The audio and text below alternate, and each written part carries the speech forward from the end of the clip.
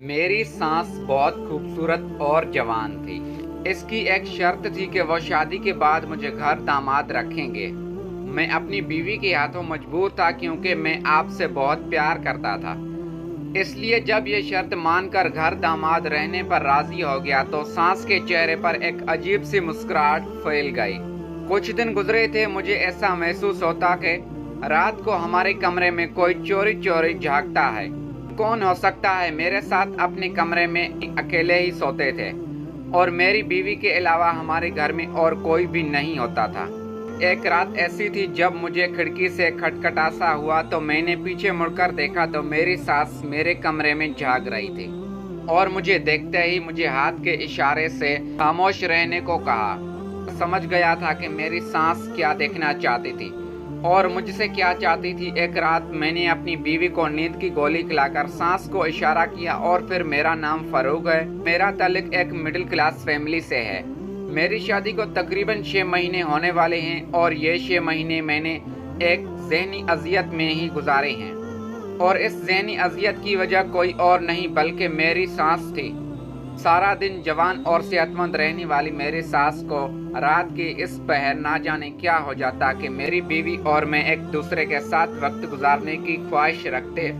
ये सिलसिला शादी के पहले दिन से ही शुरू हुआ था और 6 महीने गुजरने के बावजूद भी ऐसे ही जा रहा था। आज भी मैं दफ्तर से थका हारा लौट आया और मेरा सामना मुनासिब से पहले अपनी सास से ही हुआ था।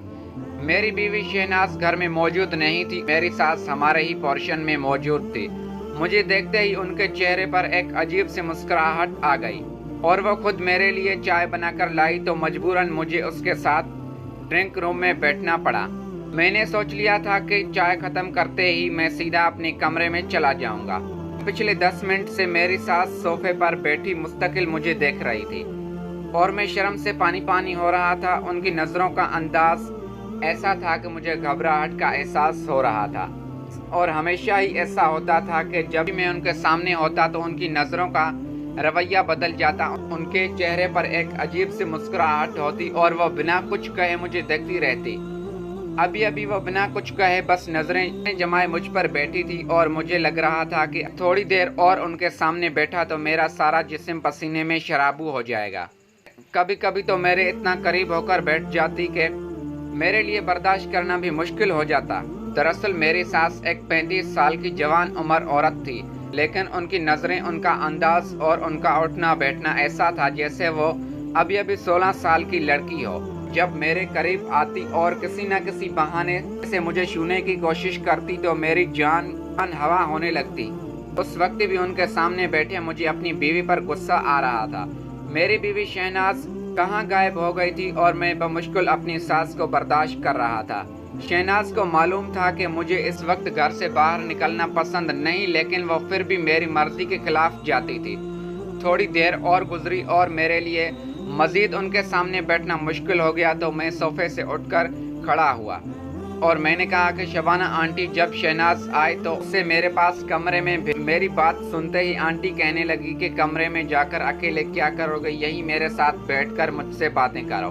मैं भी तन्हाई में बोर हो जाती हूँ। तुम्हारे अंकल को गुजरे ज़माने हो गए हैं, वो भी तो भरी जवानी में मुझे तन्हा छोड़ गए थे और शहनाज के पास भी मेरे लिए वक्त नहीं है।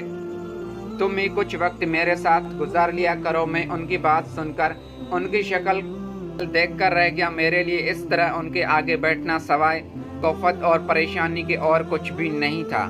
मेरी बीवी शहनाज हमेशा की तरह मेरे दफ्तर से आने के वक्त घर पर मौजूद नहीं थी। इससे पता नहीं शॉपिंग का इतना शौक क्यों था कि वो सारा वक्त एक माल से दूसरे माल के चक्कर लगाती रहती। मुझे शहनाज पर भी बहुत गुस्सा आ रहा था।